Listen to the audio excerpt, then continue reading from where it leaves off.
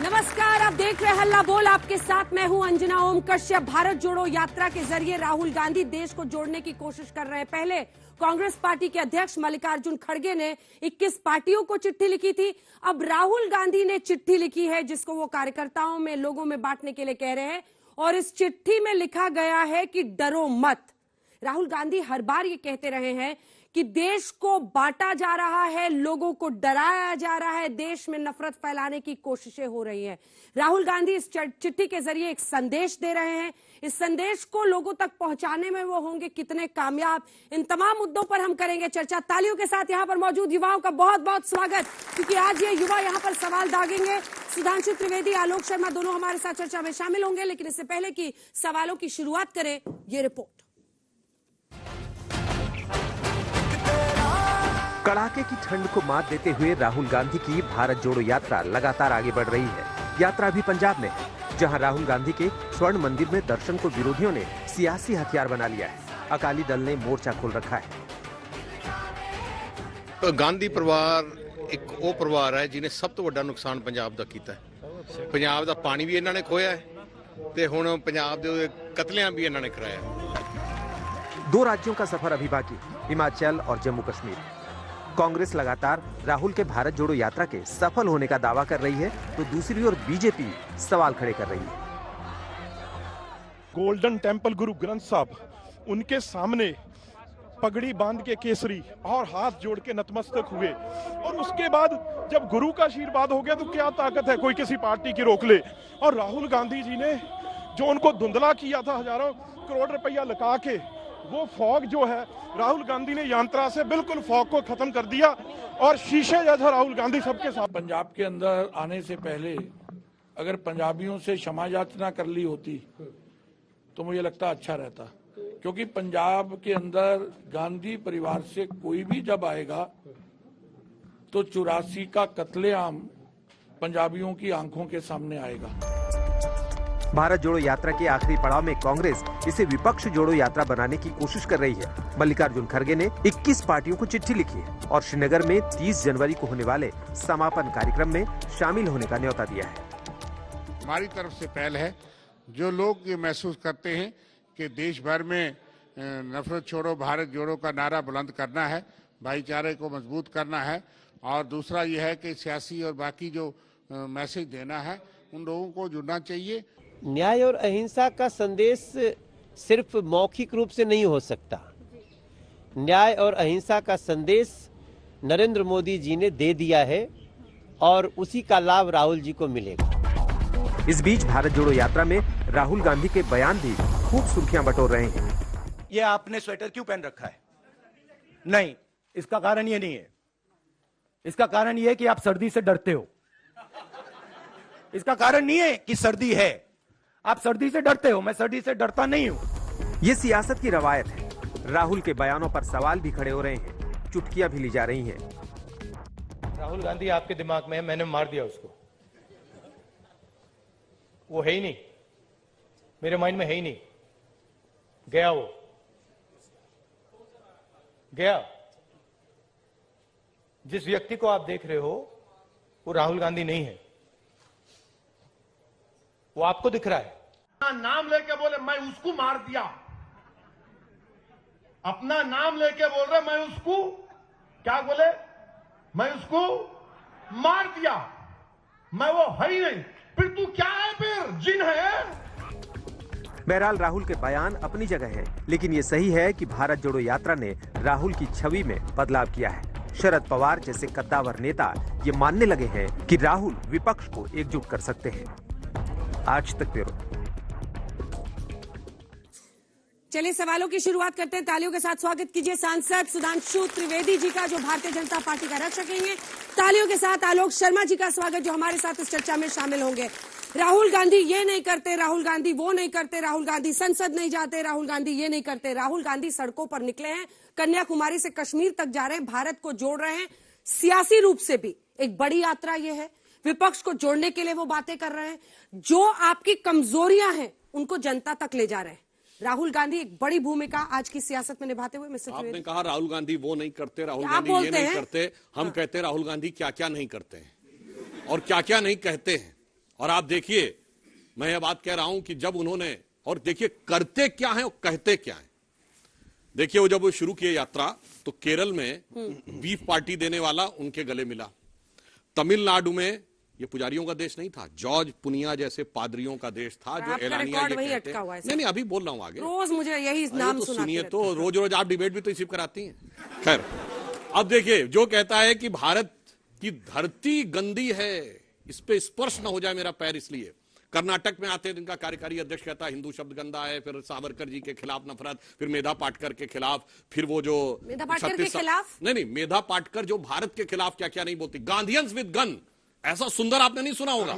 गांधी जी और गन, नक्सलियों की हिंसा का समर्थन, सरदार सरोवर के खिलाफ, गुजरात के प्रति नफरत, पता नहीं क्या क्या, फिर उसके बाद टुकड़े टुकड़े फेम वाले। अरे सनाब, इतने जहर बुझे नफरती सामानों को लेकर कौन सी मोहब्बत की दुकान खोल रहे हैं श्रीमान? इसलिए लोगों के मन में शक पैदा होता है कि कर क्या रहे हैं और कह क्या रहे हैं। यही कथनी और करनी का अंतर कांग्रेस के पूरे चरित्र में है। और मैं विनम्रता से कहता हूं, राहुल गांधी की यात्रा तो छोड़ दीजिए, पिछले 71 सालों में हम भाजपा बने 80 में, जनसंघ बने 51 में, पिछले 72 वर्षों में हमारा एक सैद्धांतिक मुद्दा बताइए जिसपे हमने अपना स्टैंड चेंज किया हो, और इनका एक सैद्धांतिक मुद्दा बताएं जिसपे स्टैंड न चेंज किया हो। यह अंतर है कि यह क्राइसिस ऑफ क्रेडिबिलिटी के प्रतीक हैं और हम मोदी जी के नेतृत्व में विश्वसनीयता की, प्रामाणिकता के प्रतीक हैं। चलिए जवाब दीजिए दोनों ही बिंदुओं पर। भारतीय जनता पार्टी नफरती सामानों को लेकर भारत को कैसे जोड़ेंगे राहुल गांधी, उन्होंने नाम गिना दिए। और जो दूसरा प्रश्न है, एक आदर्श आपका जिस पर आप अडिग रहे। मुझे लगता है कि सबसे ज्यादा अगर कोई नफरती रहा है, अगर पिछले 125-150 वर्षों में देखेंगे तो भाजपा और उससे पहले आरएसएस, इनसे ज्यादा न नफरती कोई रहा है और न किसी ने इतने नफरत के बयान दिए। और ये ऑन रिकॉर्ड है, एडीआर की सर्वे कह रही है मोदी जी के सरकार में आने के बाद 600% नफरती भाषण बढ़ गए। खैर, बात आती है कौन सा ऐसा सैद्धांतिक आधार था जिस पर इन्होंने कॉम्प्रोमाइज किया। सबसे बड़ी चीज जो लेकर चले ये, वो लेकर चले राम मंदिर को। और जब विपक्ष में थे तो कहते थे राम मंदिर आस्था का विषय है, राम मंदिर का फैसला न न्यायालय में हो सकता है न संसद में हो सकता है। लेकिन जैसे ही सत्ता में आए, पूर्ण बहुमत आया, तो कहने लगे नहीं नहीं, न्यायालय ही फैसला करेगा। सबसे बड़ा जो परिवर्तन था वो ये था। उसके बाद अब बात आती है कथनी और करनी की। मोदी साहब के 2014 के भाषण अगर स्वयं भी सुन लें वो, तो शायद रात को नींद नहीं आएगी। बहुत हुआ महिलाओं पर अत्याचार, अब की बार उनकी सरकार, फिर हाथरस, उन्नाव, कठुआ और पता नहीं क्या क्या हुआ, और सरकार ने ऐसे रेपिस्ट का समर्थन किया। जब निर्भया हुआ तो कहा गया, ऐसा प्रतीत कर दिया गया, और तमाम इनके सांसद संसद में खड़े होकर कहते थे कि दिल्ली रेप कैपिटल बन गई। लेकिन उसके बाद निर्भया जैसे कितने कांड हुए दिल्ली के अंदर, इनको गिनती भी नहीं होगी। बहुत हुई महंगाई की मार, अब की बार उनकी सरकार, और फिर क्या हुआ, महंगाई कहां पहुंच गई। कथनी और करनी का जो फर्क है, केवल मोदी जी के भाषण सुन लीजिए, मैं आऊंगा तो ये हो जाएगा, 15-15 लाख तो यूं ही आ जाएंगे, और जो टैक्स से बचेगा सबसे पहले उनको दूंगा, जो नौकरी करते हैं, टैक्स पेयर्स का पैसा है उनके अकाउंट में जाएगा। 2022 अभी खत्म हुआ है रिसेंटली, 2022 सबके घर के ऊपर छत, छत के नीचे नल, और नल के अंदर जल, और जल के नीचे बाल्टी, और बाल्टी में मग्गा। अरे गजब है भाई, सबकी आमदनी डबल हो जाएगी। पर कैपिटा इनकम 25% घट गई देश की, 1,14,000 से 91,000 पर आ गई। मोदी साहब ने इतने बड़े बड़े वायदे किए और उनमें से कोई भी वायदा पूरा नहीं हुआ। लाल आंखें ऐसे करके देखेंगे और फिर खाना छोड़ के उसके पीछे पीछे भाग लिए जिनपिंग के। कथनी और करनी में किसका फर्क है, पूरे देश ने देखा है। बात करते हैं सबका साथ सबका विकास, और गोली मारने वालों को मंत्री बनाते हैं। राहुल जी जो लिख रहे हैं डरो मत चिट्ठी में, वो क्या कह रहे हैं लोगों से, मतलब कौन डरा हुआ है? पूरा देश जो है उसमें जो भी व्यक्ति बीजेपी के खिलाफ आवाज उठाता है उसको दबा दिया जाता है। चलिए यहाँ पे बच्चों से एक बार पूछ रहे हैं, एक सेकंड, लाइव टीवी है सर। ये तमाम छात्र हैं जो यूनिवर्सिटी से आए हुए हैं, कॉलेजेस से आए हुए हैं। आप में से कितने लोग डरे हुए हैं इस देश में? कितनों को लगता है कि डरो मत एक अच्छा संदेश है जिसकी जरूरत है देश में? हाथ उठाइए। तो मतलब डरना चाहिए? कोई डरा हुआ है? एक हाथ नहीं उठ रहा है। मैं उत्तर देता हूं उसका। आलोक जी, ये भी एक डर ही है। हाँ, ये भी एक डर ही है। जब देश के अंदर, अरे आप लोग ताली बजा रहे हैं, इसका क्या मतलब है? डरे हुए हैं, नहीं डरे हुए हैं?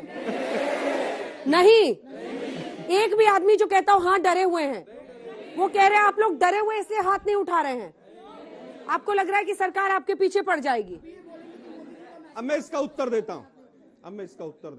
वो कह रहा है बच्चा कि अब आप कहेंगे मोदी जी का मैसेज आ गया इसलिए हाथ नहीं उठाया।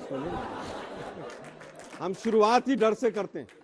डर से? जिस पत्रकार ने हाँ। यूपी में ये दिखाया कि बच्चे मिड डे मील में नमक से भोजन कर रहे हैं, वो जेल में चला गया। तमाम लोगों को मैसेज दे दिया गया कि सरकार के खिलाफ नहीं लिखना है, सरकार के खिलाफ नहीं चलना है। तमाम ऐसे पत्रकार जो सरकार से सवाल पूछते थे इन स्टूडियो से गायब हो गए, और जो सरकार से सवाल नहीं पूछते हैं आम कैसे पिलपिला करके खाते हो, जेब में क्या रखते हो, मोबाइल कैसा है, बटुआ कैसा है, उनको एक एक दिन में 4-4 नौकरियां। एक बार फिर आप उसी ढर्रे पर पहुंच गए।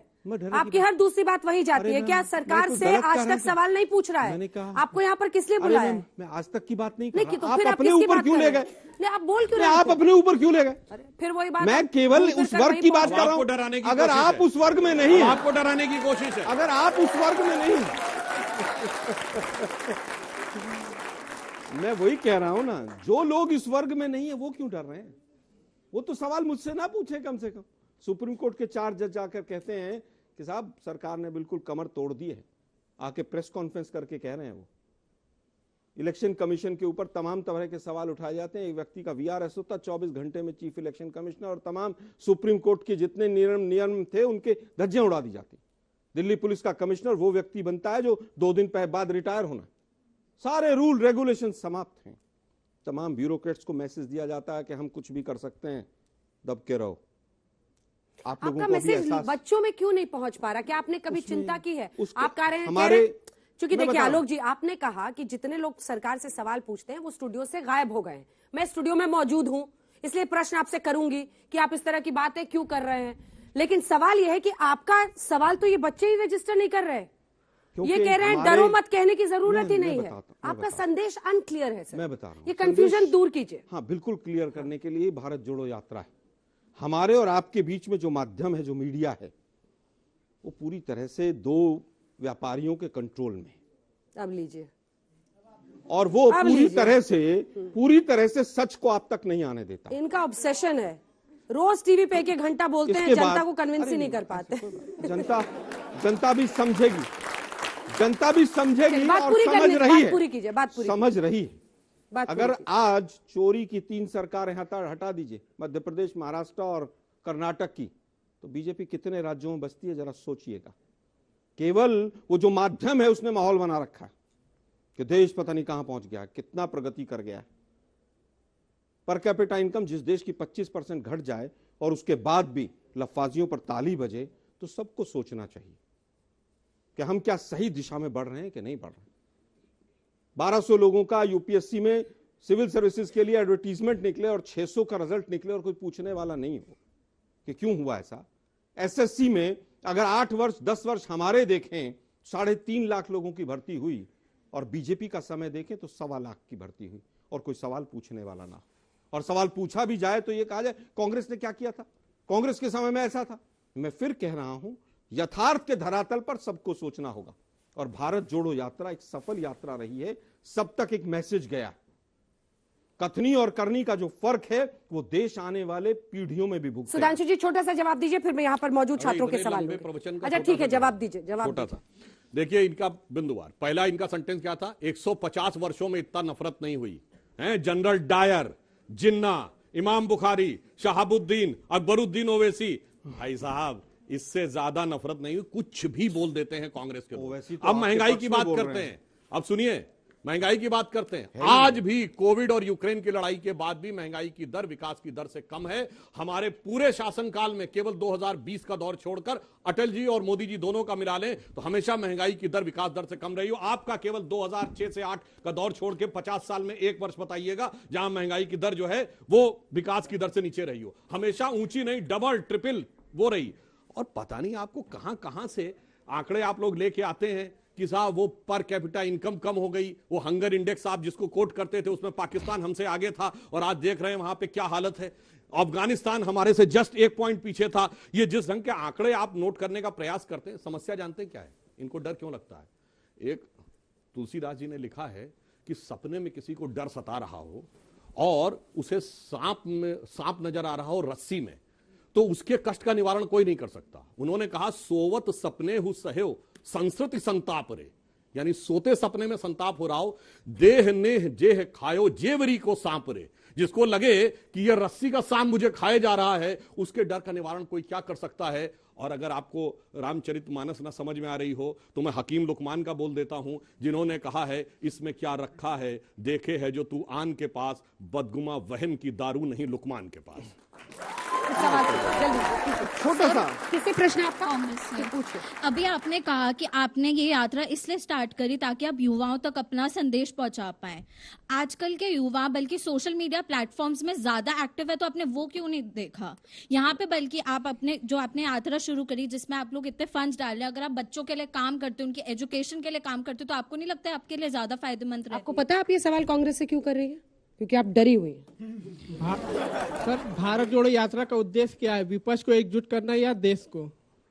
ये भी डरे हुए, एक और डरा हुआ। पहले सर मेरा सवाल आपसे है कि राहुल गांधी का जो भारत जोड़ो यात्रा से पीछे उनका जो छवि बना हुआ था लोगों में, यात्रा के बाद क्या बदलाव हुआ है? और इस साल 9 राज्यों में चुनाव है, तो क्या भारत जोड़ो यात्रा का असर होगा? और दूसरी सवाल, ठीक है, एक सवाल। आप कह रहे हैं कि सुप्रीम कोर्ट कोई बीजेपी से पूछेगा? नीचे आइए। आप कहते हैं कि सुप्रीम कोर्ट वो कहता है, ये कहता है सुप्रीम कोर्ट ने तो कहा है कि 5 करोड़ रोहिंग्या को निकालो, आप उनके साथ जाके खड़े हो जाते हैं, आप उसका जवाब दीजिए। ठीक है सर, मेरा सवाल बीजेपी से है। बीजेपी से ये सवाल है कि हम तब से सुन रहे हैं कि लगातार कांग्रेस से क्वेश्चंस पूछे जा रहे हैं कि भारत जोड़ो यात्रा ये वो। सर, बीजेपी किस तरीके से इसको ले रही है, भारत जोड़ो यात्रा को सीरियसली, या फिर किस तरह से मतलब सोच रही है इस? लूज बॉल दे रहा है आपके लिए। अंदर से लगता है डरा ही हुआ है। रहे हैं जितना सीरियसली जनता राहुल गांधी। मेरा क्वेश्चन कांग्रेस से है।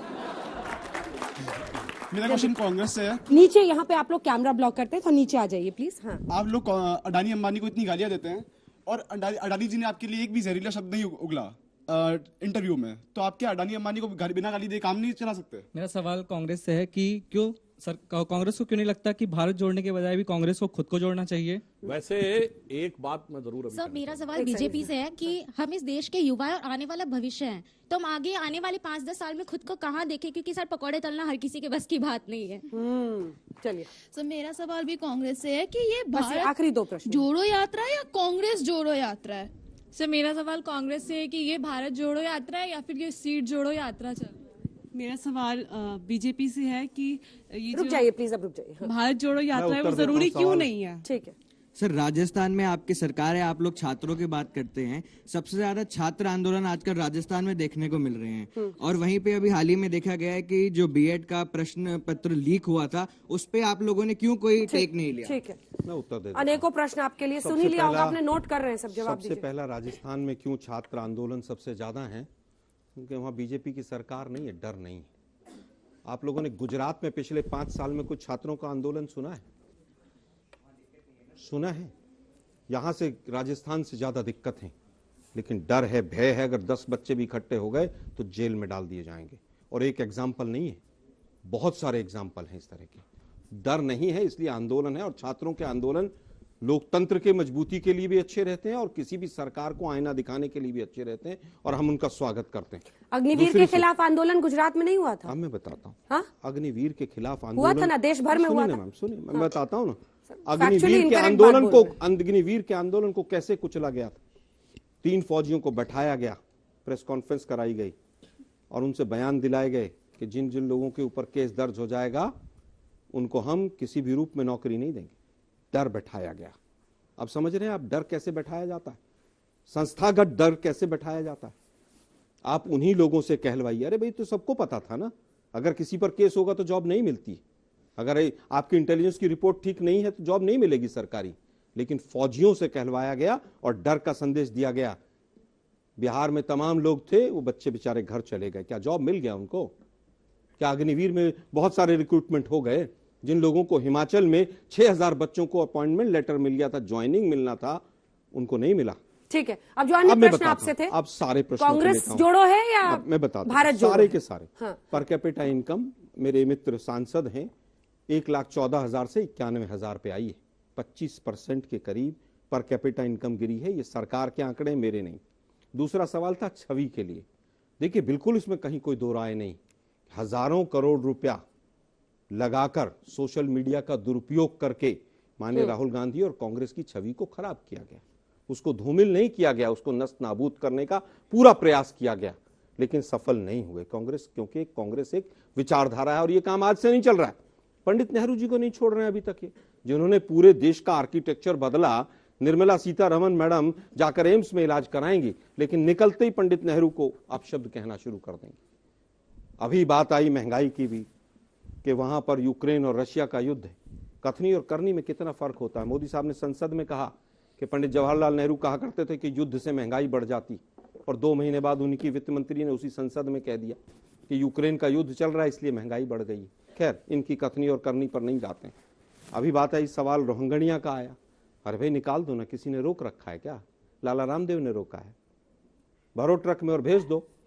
कितने डिपोर्ट किए हैं आपने? दिल्ली में जो बसे हुए थे उनको रेगुलराइज करने का काम किसने किया? दिल्ली और एलजी और दिल्ली की सरकार ने।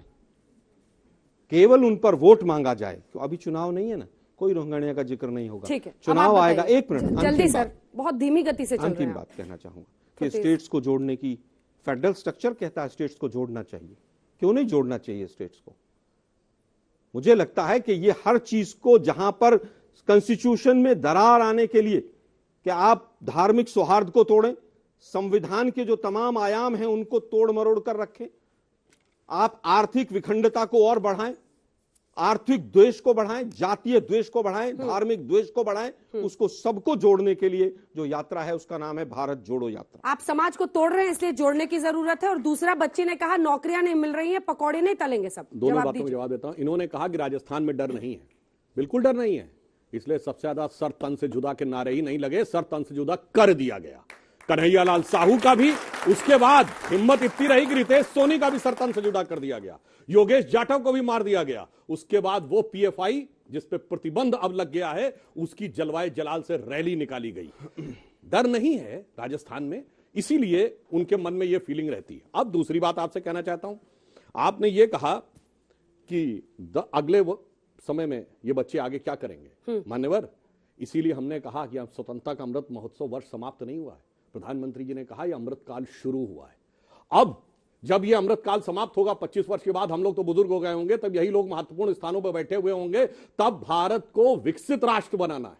और यह हम ऐसे हवा में नहीं कह रहे हैं, चाहे टेक्नोलॉजी का मामला हो, सिक्योरिटी का मामला हो, इकोनॉमी का मामला हो। आज मैं विनम्रता से और चुनौती से पूछता हूं, G7 कंट्रीज या G20 कंट्रीज, एक का नाम बता दें जहां महंगाई की दर भारत से कम हो। यह बताइए, एक बताइए जिसमें बड़ी इकोनॉमीज में, G7 या G20 में, जहां ग्रोथ रेट भारत से ज्यादा हो। IMF ने कहा है कि दुनिया में सबसे ज्यादा ग्रोथ रेट होने वाली है, सबसे ज्यादा फॉरेन डायरेक्ट इन्वेस्टमेंट हमारे यहां आ रहा है। अगर हम देखें तो हम चाहे युद्धवाहक पोत का निर्माण करना हो, चाहे एयरबस की फैक्ट्री पहली बार भारत में लग रही है, एप्पल के फोन यहां सबसे ज्यादा बन रहे हैं, स्मार्टफोन 20,000 करोड़ के हमने एक्सपोर्ट किए। खैर वो सब दिखाई नहीं पड़ता, क्योंकि आंखों पर जो चश्मा लगाए उसमें किसी को कहां दिखाई पड़ता है। एक पॉइंट जरूर कहना चाहता हूं कि इन्होंने कहा कि पंडित नेहरू जी ने देश का पूरा आर्किटेक्चर बदला। बिल्कुल, पंडित नेहरू जी 2 सितंबर 46 को प्रधानमंत्री बने, उनके कार्यकारी प्रधानमंत्री रहते हुए देश का पूरा आर्किटेक्चर बदल गया। 3 टुकड़े भारत माता के हो गए, और बाकायदा नेहरू जी की अध्यक्षता में हुई कांग्रेस कमेटी ने उसके प्रस्ताव पारित किए, और इस कारण से यह हुआ।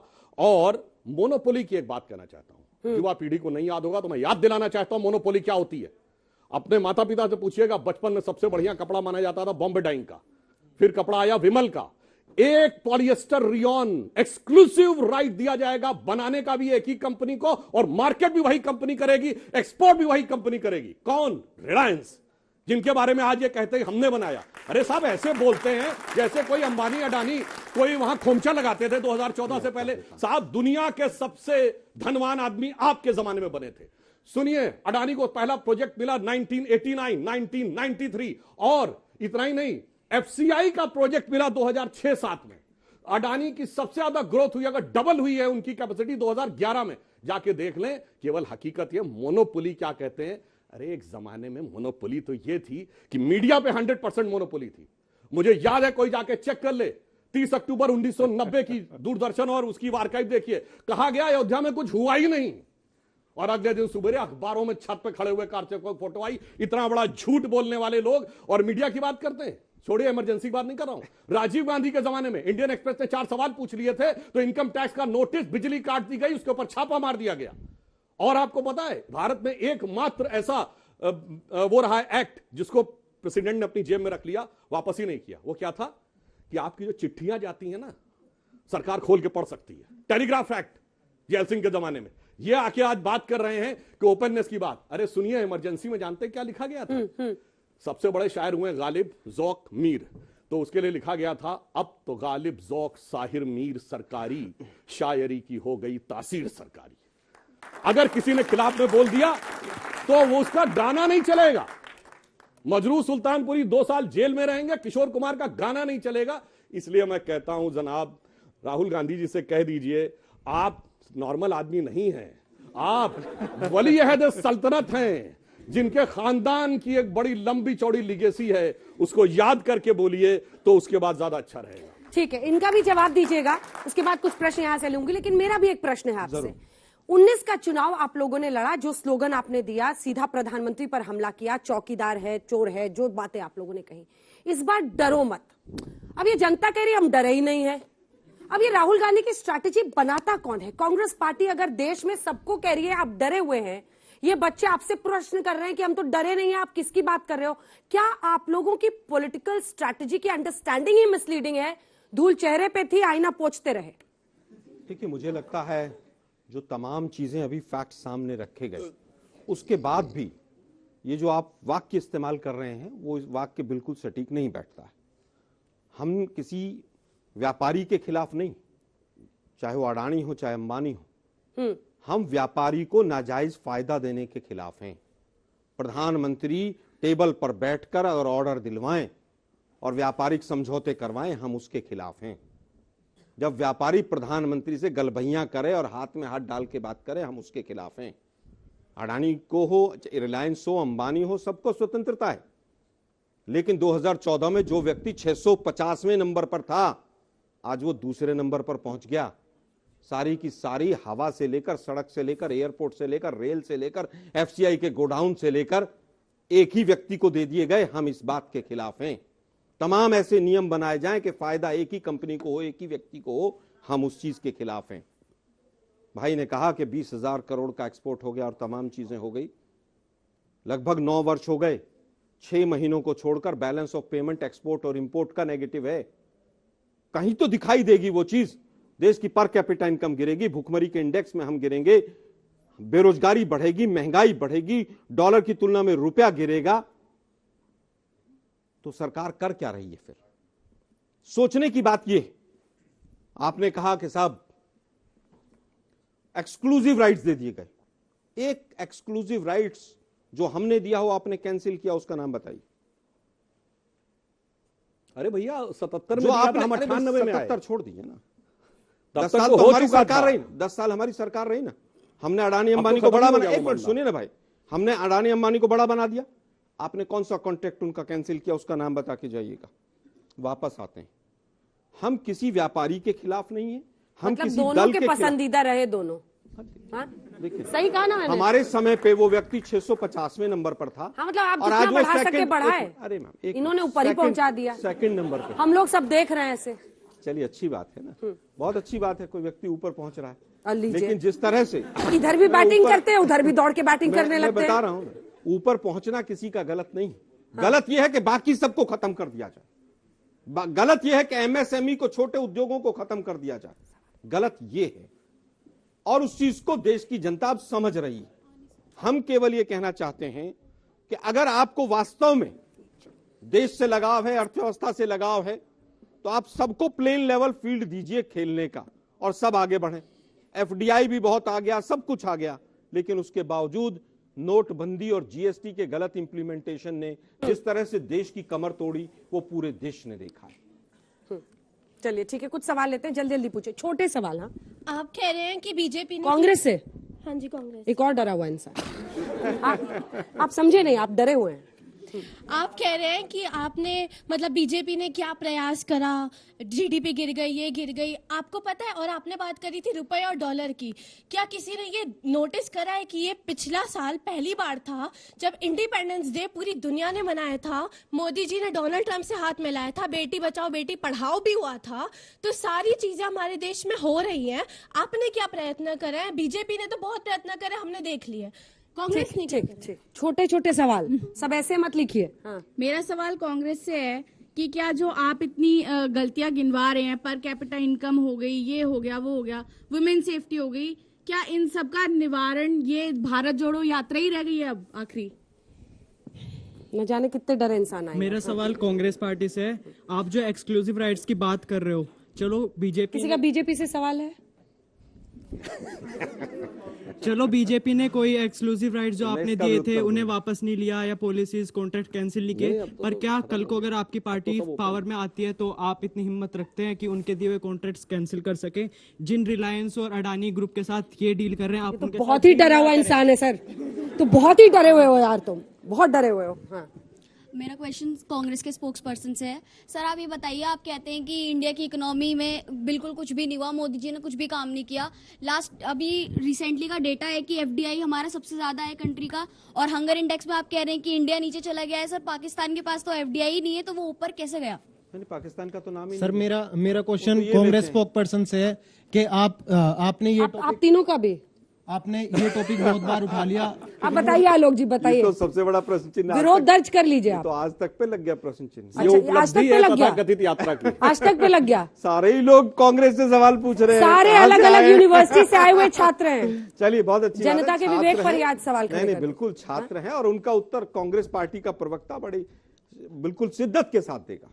सर मेरा क्वेश्चन आपसे ये है कि आपने बहुत बार ये टॉपिक उठा लिया कि फूड इंडेक्स, तो सर उस फूड इंडेक्स में पाकिस्तान जो है इंडिया से ऊपर दिखाया गया। अगर आपका सोचा हुआ सवाल किसी ने पूछ लिया तो दोहराइएगा मत। हाँ सर, किसान आंदोलन के टाइम पे कांग्रेस ने किसानों को सपोर्ट किया था, लेकिन भारत जोड़ो आंदोलन में ऐसा किसानों ने कुछ भी सपोर्ट नहीं किया, तो इस बारे में आप क्या कहेंगे?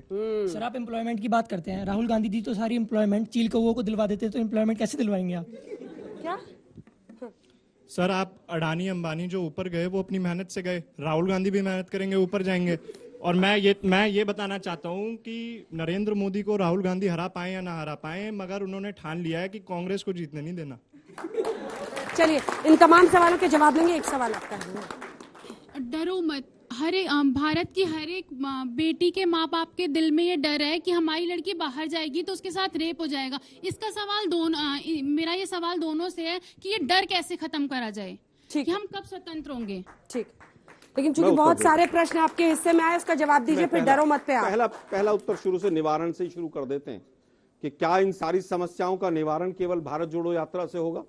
मैं मानता हूं एकदम नहीं होगा, लेकिन भारत जोड़ो यात्रा जरूर रास्ता खोलेगी कि इन सब समस्याओं का निवारण हो। और जिस भी भाई ने, बच्चे ने सवाल पूछा था, मैं उसका धन्यवाद दूंगा, कम से कम उसने रिकॉग्नाइज किया कि समस्याएं हैं। दूसरा सवाल आया कि क्या आप कॉन्ट्रैक्ट कैंसिल कर देंगे? किसी भी प्रवक्ता के लिए बड़ा टेढ़ा सवाल है, लेकिन मैं फिर कहूंगा, अगर अनलॉफुली गलत तरीके से दिए गए कॉन्ट्रैक्ट होंगे तो जरूर कैंसिल होंगे, और जो कानूनन ठीक दिए गए होंगे वो कैंसिल नहीं होंगे। फिर बात कर लिया समझौता। हाँ जी, अभी समझौता कर लिया। समझौता कहाँ है इसमें? पेच जोड़ दिया ना। कानून और संविधान के अनुसार जो गैर कानूनी है उसको तो आप अभी भी चैलेंज कर सकते हैं कोर्ट में। अभी भी फिर कहूंगा मैं, आज भी चैलेंज किए जा रहे हैं, तमाम चीजें चैलेंज हो रही हैं, ऐसा नहीं कि नहीं हो रही हैं। किसानों की बात की, 700 किसान जिस तरह से देश की राजधानी के बॉर्डर पर शहीद हुए, और मोदी जी ने कहा बाद में कि मेरे से गलत कदम था और उसको वापस ले लिया गया। मैं समझता हूं इतना ही किसानों के लिए किया आपने, हम उसके भी शुक्रगुजार हैं कि कम से कम देर आए दुरुस्त। कह रहे हैं भारत जोड़ो में वो किसान क्यों नहीं जोड़ रहे? हमने, कौन कह रहा है, तमिलनाडु से लेकर और पंजाब तक किसानों ने जिस तरह से खुले दिल से हमारा साथ दिया है, चाहे वो राजस्थान रहा हो, चाहे हरियाणा रहा हो, लाखों की भीड़ चल रही, और उसमें मैक्सिमम जो है वो किसान वर्ग ही है। ठीक है, डरो मत का संदेश देश ने देखा जो अंजलि के साथ दिल्ली में हुआ, राजधानी में हुआ। पीसीआर वैन में अब जाकर जो कुछ लोग मौजूद थे उनको बर्खास्त किया गया, सस्पेंड किया गया, जो भी एक्शन हो रहा है। बहुत सारे ऐसे केसेस हो रहे हैं जिसकी वजह से लड़कियों के मन में डर है। महिला सुरक्षा आपका एक बहुत बड़ा वादा था, उसमें कहां हैं आप? देखिए, महिला सुरक्षा को लेकर कानून की तरफ से जो कार्रवाई होनी है, प्लस जो लीगल चेंजेस आने हैं, जैसे माइनर के साथ रेप करने पे मृत्युदंड की सजा, ये रेप करने के ऊपर जो सजा थी उसको डबल किया, वो तो सरकार ने किया, पर इसके साथ एक मानसिकता बदलने की भी बात है। सिर्फ प्रधानमंत्री श्री नरेंद्र मोदी जी पहले व्यक्ति हैं जिन्होंने ये बात कही थी कि आपकी बेटी देर से आती है तो आप पूछते हैं कि बेटी कहां थी, देर से क्यों आई। जिस दिन बेटों से पूछना शुरू कर दोगे कि क्यों देर से आए, कहां थे, क्या कर रहे थे, उस दिन मानसिकता में बदलाव आएगा। इसलिए इसकी जरूरत है। और वैसे ये डर की बात बहुत देर चल रही थी अंजना जी, तो मुझे बैठे बैठे अचानक एक चीज ध्यान आ गई। डर पे एक तरफ डर, दूसरी तरफ राहुल गांधी ने कहा कि वो राहुल गांधी नहीं है, वो तो मर गया। ठीक है, दूसरी बात याद आया, इन्होंने जीएसटी को गब्बर सिंह टैक्स कहा था, तो मुझे लगता है गब्बर सिंह की आत्मा उनके अंदर ऐसी चली गई कि जो डर गया समझो मर गया। तो वास्तविकता में डरा कौन है यह समझा जा सकता है। परंतु हम एक बात कहना चाहते हैं, इन्होंने किसानों की बात कही। अभी आप कांग्रेस के जिन सांसद को दिखा रहे थे, रवनीत सिंह बिट्टू, इनकी पार्टी के सांसद हैं, उन्होंने कहा था किसान आंदोलन खालिस्तानियों का आंदोलन है। हमने नहीं कहा था, कांग्रेस पार्टी के सांसद, वही सांसद जिनको दिखाया जा रहा था। अब वो तब सही थे या अब सही हैं? किसान आंदोलन के विषय में हम विनम्रता से कहना चाहेंगे, नाम किसी का नहीं ले रहा हूं, जो सबसे बड़े नेता थे पंजाब में वो लड़े, उनकी जमानत जब्त हो गई। जो उत्तर प्रदेश में सबसे बड़े नेता थे, उनके गांव में, उनके पोलिंग बूथ पर भारतीय जनता पार्टी को उनसे ज्यादा वोट मिला, ये इंपॉर्टेंट नहीं है। जितने लोग उनकी पंचायत में बैठे रहते थे उतने वोट नहीं मिले। इससे आप समझ सकते हैं कि इकोसिस्टम क्या था और रियलिटी क्या थी। और अंत में एक बात यह भी कह दूं, जो ये बहुत कहते हैं कि इसको कॉन्ट्रैक्ट दिया, उसकी बात तो याद करिए, कर्नाटक में राहुल गांधी जी से जब पूछा गया तो पहली बार अडानी जी बोले थे। क्यों? अशोक गहलोत के बगल में बैठे थे ना, तो फिर क्या कहते हैं, उनसे पूछा गया अरे आप कैसे बोल रहे हैं, तो कहते हैं अगर कोई हमारे राज्य में इतने 1000 करोड़ का इन्वेस्टमेंट देगा तो फिर तो उसको जी बोलेंगे ही। तो अब ये बताइए, अशोक गहलोत जी उन जी को काहे बगल में बैठा ले थे जिनके के बारे में आप बोलते नहीं, अघाते हैं। और देखिए, राहुल जी ने कभी एक फैक्ट और बोल दूं, एक फैक्ट उनका बचा एक फैक्ट बोल, देखिए अडानी को पहला पोर्ट मिला था मुंद्रा पोर्ट, जाके चेक कर लीजिएगा। हमारी सरकार आने से पहले मुंद्रा पोर्ट प्रॉफिट में था। क्यों? जितने सरकारी पोर्ट थे गुजरात में सब डिसफंक्शनिंग के शिकार थे, वो घाटे में थे। अब मुद्रा पोर्ट उनका प्रॉफिट में नहीं है, सरकारी जो पोर्ट है वो प्रॉफिट में। अगर हम ईमानदारी से होते, जैसे आप करते थे ना, सरकारी काम को कमजोर करते रहो, दूसरे को फायदा होता रहे। चलिए, दोनों पर आपका जवाब। राहुल जी ने कभी नहीं कहा कि हमारे राज्य में आप इन्वेस्टमेंट कर रहे हैं इसलिए जी कहा जाएगा। उन्होंने कहा 60,000 करोड़ का इन्वेस्टमेंट कर रहे हैं, तो मुख्यमंत्री हमारा ये बोलेगा। ये उनका प्रेस कॉन्फ्रेंस में दिया गया। अभी आपने जी राहुल जी के नाम के आगे जोड़ा था, ये बीजेपी की कलाकारी है। खैर वापस आते हैं। नहीं साहब, कोई जाके चेक कर सकता है, अडानी जी बोला था। अभी आपने राहुल जी के लिए बोला कि राहुल जी ने अडानी जी बोला पहली बार, बच्चों ने सबने सुना। वापस आते हैं, जज लोया को किसने मारा था आज तक किसी को पता चला है? हरेन पांड्या को किसने मारा था आज तक किसी को पता चला है? और 2C मॉडल जिसकी हम बात कर रहे हैं, ठेकेदारी प्रथा के कैसे अपने लोगों को फायदा पहुंचाया जाता है, उसका एक जीता जागता उदाहरण अभी था। अंजना जी हमारे साथ आज तक ने उसको पूरी मुखरता के साथ उठाया। मोरबी कांड, चुनाव खत्म हो गया, कोई नहीं जानता मोरबी में कौन जेल में है, किसकी जमानत हो गई, और वो व्यक्ति जो मुख्य आरोपी था, जिसको आउट ऑफ वे जाकर मोदी जी की सरकार ने ठेका दिया मोरबी के उस पुल का, वो अमेरिका में बैठा है, लंदन में बैठा है, किसी को नहीं पता है। यही कारण तो प्रश्न है आलोक जी। नहीं, अच्छा हुआ आपने माना कि मीडिया ने प्रखरता से उठाया। लगातार लगभग 3, 4, 5 एक सप्ताह तक मोरबी चलता रहा। बावजूद इसके सर गुजरात वो जीते, आप ऐसे हाशिए पर कांग्रेस पार्टी वहां पर। सवाल तो सुनिए सर। अरे सर 24 की तैयारी कर रहे हैं ना, तो उसमें आपकी तैयारी कहां पर है? इन हादसों के बावजूद अगर बीजेपी में जनता भरोसा दिखाती है तो आपका क्रेडिबिलिटी फैक्टर कहां पर नीचे धरातल में? मैं उत्तर देता हूं उसका, बहुत संक्षिप्त में उत्तर देता हूं। 2014 के बाद बीजेपी कितने चुनाव हारी? 30 से ज्यादा चुनाव हारी है। पूरा साउथ इंडिया हारी है, दिल्ली 3-3 बार हारी है, उड़ीसा हारी है। गुजरात की बात कर रहे हैं सर, हिमाचल आप जीते, वो आपसे कौन छीन सकता है? मैं हिमाचल की बात नहीं कर रहा हूं। आपने कहा कि वो तैयारी कर रहे हैं। अरे भाई, चुनाव जीतना ही सब कुछ है क्या? चुनाव तो हारी भी है बीजेपी, नहीं हारी है क्या बीजेपी? क्या मध्य प्रदेश नहीं हारे थे? क्या कर्नाटक नहीं हारे थे? क्या राजस्थान नहीं हारे थे? छत्तीसगढ़ नहीं हारे थे? और मोदी जी के बनने के बाद ही 2014 से 2019 केवल एक गुजरात का स्टेट ऐसा था जो रिपीट हुआ था, बाकी 5 साल में एक भी स्टेट रिपीट नहीं हुए थे, और आने वाले समय में भी ऐसा ही रहेगा कि सारे के सारे हारेंगे। लेकिन मैं केवल यह पूछना चाहता हूं कि किस तरह से मुद्दों को दबाया जाता है, किस तरह से लोगों को डराया जाता है, उसका जीता जागता उदाहरण मोरबी है। सुप्रीम कोर्ट में आप रिट लगाइए, हाई कोर्ट भेज देंगे, हाई कोर्ट वाले कहेंगे एक सुमोटो, इसको बुला लीजिए, उसको बुला लीजिए, नोटिस करते हैं। म्युनिसिपल कॉर्पोरेशन के इंजीनियर और अधिकारी हाई कोर्ट के कहने के बाद एब्सेंट रहते हैं। आप समझ सकते हैं कि गुजरात में किस तरह से पूरा शिकंजा प्रशासन का कसा हुआ है। जो मुख्य आरोपी है, तमाम मीडिया चैनल्स ने उठाया, आज तक एफआईआर में नाम नहीं है उसका। हम तो हाई कोर्ट के ऊपर भी प्रश्न चिन्ह इस चीज के ऊपर लगाते हैं कि हाई कोर्ट ने क्यों नहीं ऑर्डर दिया अभी तक कि उसको भी एफआईआर के अंदर शामिल किया जाए, क्योंकि सरकार नहीं चाहती है। सरकार जब तथ्य नहीं रखेगी कोर्ट के सामने तो कोर्ट कैसे करेगा? ठीक है, छोटे छोटे दो जवाब। अगर राहुल गांधी के चलने से वो जहां जहां जा कांग्रेस से डरे हुए, हाँ? डरे हुए कांग्रेस से राहुल गांधी जहां जहां जा रहे हैं, अगर वो सारा जुटते हुए चला जा रहा है तो वो थोड़ा पाकिस्तान और चाइना भी चल रहे, वो भी जुट जाएगा। ये क्या सवाल है? हाँ। मेरा बीजेपी के स्पोक पर्सन से सवाल है कि जब आपको भारत जोड़ो की यात्रा से कुछ लेना देना नहीं है, आप मना करते हैं, तो आप क्यों जिक्र करते हैं कि राहुल गांधी ने कौन सी टी शर्ट पहनी, कौन से शूज पहने, या फिर किस तरीके से वो करा? देखिए वो हम ऐसे सर जूम इन कर करके टी शर्ट के अंदर इनर है, टी शर्ट का ब्रांड, जूते का ब्रांड, उसके द्वारा उनकी स्तुति कर रहे थे। क्यों स्तुति? अरे भाई, उनके पिताजी के नाना जी के कपड़े पेरिस में धुलने जाते थे ना। फिर वहीं पहुंच अरे गए। सुनिए तो, अरे भाई कहा जाता है नेहरू जी के मुंह में सोने का चम्मच था तो राहुल गांधी के मुंह में तो सोने का चमचा हो सकता है। कौन सा फर्क पड़ने वाला है भाई? 20,000 की टी शर्ट वो पहने, 100 साल से उनका खानदान पूरे जलवाए जलाल के साथ, इशरतो ईमान के साथ जिस ढंग से रह रहा है, लोग कहते हैं ना, यही लोग बोलते हैं करोड़ों रुपए का उन्होंने आनंद भवन दे दिया था। भाई अंग्रेजों के जमाने में करोड़ों रुपए कमाए कहां से थे ये तो बता दो भाई। पेमेंट कौन करता था तुम्हारा? हम तो भुखमरी के दौर में थे, अंग्रेजों के मुकदमे लड़ के ही तो कमाए होंगे, वरना उतना पेमेंट कौन देता था? इसलिए मैंने कहा उनकी स्तुति थी। भाई आप तो भारत के सबसे समृद्धशाली परिवार के हैं, तो कोई समस्या की बात नहीं। हाँ, एक पॉइंट कह दूं, बहुत आपत्तिजनक बात है, ये बार बार कोर्ट को आरोपित करने की कोशिश कर रहे हैं कि सरकार नहीं चाहती थी इसलिए। जनाब ईमानदारी हो, हमने 2G का कॉन्ट्रैक्ट आपके जमाने में कोर्ट से कैंसिल हुआ, कोयला घोटाले का मामला आपके जमाने में कोर्ट से कैंसिल हुआ, और झूठे जो आपने आरोप लगाए थे, एक चीज आप कोर्ट में चार्जशीट नहीं फाइल कर पाए थे, जिस सो कॉल्ड हिंदू टेरर की आप बात करते थे, चार्जशीट नहीं फाइल कर पाए क्योंकि वो total fake and fabricated case थे।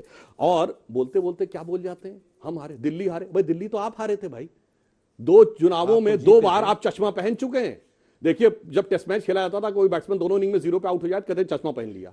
ये लोकसभा विधानसभा 2 बार चश्मा पहन चुके हैं, कह रहे हमारे तो सरकार तो आपकी थी। और हमसे एमसीडी में जो हुआ है, जो कहते थे ना सुपड़ा साफ हो जाएगा, आज ऐसी बराबरी पे आके मामला अटका है कि उनकी सांस भी अटकी हुई है कि पता नहीं क्या हो जाएगा। और एक फैक्ट मैं कहना चाहता हूं, अपराधियों के साथ में, युवा पीढ़ी को याद होना चाहिए, जाके सर्च कर लीजिएगा, अपराधियों का साथ देने का रिकॉर्ड, जो एंडरसन था भोपाल गैस कांड का आरोपी, उसके बदले में, उसको छोड़ने के बदले में राजीव गांधी जी 1985 में अमेरिका यात्रा में, अमेरिका की जेल में बंद अपने दोस्त आदिल शहरयार को छुड़ा के लाए थे। और यह जाके चेक कर लीजिएगा, अमेरिकी अखबारों में लिखा हुआ था। और उस अपराधी को भारत सरकार के प्रधानमंत्री के जहाज में लाया गया था, और साफ साफ लिखा था एंडरसन भोपाल गैस त्रासदी वाला। और एंडरसन को सरकारी जहाज में भोपाल से दिल्ली लाया गया था, और उसके बाद अमेरिकन फ्लाइट में बैठाला गया था। इसलिए मैं कहना चाह रहा हूं, अपराधियों के साथ देकर अपने राजनीतिक व्यक्तिगत हित। छोटा सा जवाब, छोटा सा। जो गैस कांड वाली कंपनी थी, उसके वकील, उसको बचाने वाले अरुण जेटली साहब थे। भूल गए आप? भूल गए आप? नहीं, अब वापस आता हूं। हाँ है ये, ठीक है, एक बार नहीं 10 बार कह रहा हूं, जाके गूगल आप भी सर्च कर लीजिएगा। वापस आते हैं, मतलब मिले हुए थे दोनों, मिलके बचाए। हाँ बिल्कुल। इनके जो सबसे बड़े वकील रहे, जो लॉ मिनिस्टर बने, वो वकील थे उनके। वापस आता हूं, हिंदू आतंकवाद की संज्ञा जिसने दी, वो कौन थे? वो एक ब्यूरोक्रेट थे। जल्दी, वक्त खत्म। वो ब्यूरोक्रेट आज इनके मंत्री हैं, जो कहते थे मेरे पास संदूक भर के आरएसएस आतंकवादी संगठन है, उसको केंद्र में मंत्री बना दिया। अब मैं पूछना चाहता हूं, 2G में अपील में क्यों नहीं गई सरकार? जब 2G के जज ने कहा कि मैं 1 साल तक बैठा रहा, मुझे कोई सबूत नहीं मिला, तो इस सरकार पकौड़े तल रही है। सुप्रीम कोर्ट, हाई कोर्ट क्यों नहीं गए? सीबीआई के जज ने अगर कहा, और आज 2G और कोलगेट में कितने लोग अंदर हैं? आप लोग केवल नकारात्मक राजनीति करते हैं, लोगों को गुमराह करते हैं, भटकाते हैं, और उसके बाद भाग जाते हैं। और दोनों पर जल्दी से 2 लाइन बता देता हूं, सुनिए। ये जिस भोपाल यूनियन कार्बाइड कंपनी की बात कर रहे हैं, उस यूनियन कार्बाइड को बाद में डाउ केमिकल्स ने खरीद लिया था। और अब सुनिए, कोई दूसरे कंपनी खरीद लेता है तो फाइनेंशियल लाइबिलिटी ट्रांसफर होती है, केमिकल क्रिमिनल नहीं हो जाती। सच आ गए। एक कंपनी से दूसरे में डायरेक्टर बनेगा तो जो मुकदमा अपराध का है वो उसी पे चलता रहेगा, अन्यथा सब लोग बच जाते। इसलिए उन्होंने कहा था कि डाउ केमिकल्स पे नहीं बनती। सुनिए बात, पूरी बात डिस्टर्ब नहीं किया था। डाउ केमिकल्स पे नहीं बनती क्योंकि मैंने कहा ना, अगर किसी ने रोड एक्सीडेंट कर दिया और उसके ऊपर मुकदमा चल रहा है, उस कंपनी से डायरेक्टर दूसरे में चला जाएगा तो उसके ऊपर रोड एक्सीडेंट का मुकदमा भी ट्रांसफर हो जाएगा। ऐसी बचकानी बात करके गुमराह यही समस्या ये राहुल गांधी। चलिए यहीं पर बहस करना पड़ेगा। आप सभी का बहुत धन्यवाद, तालियों के साथ आप सभी का बहुत बहुत धन्यवाद हमारे साथ चर्चा में जुड़ने के लिए।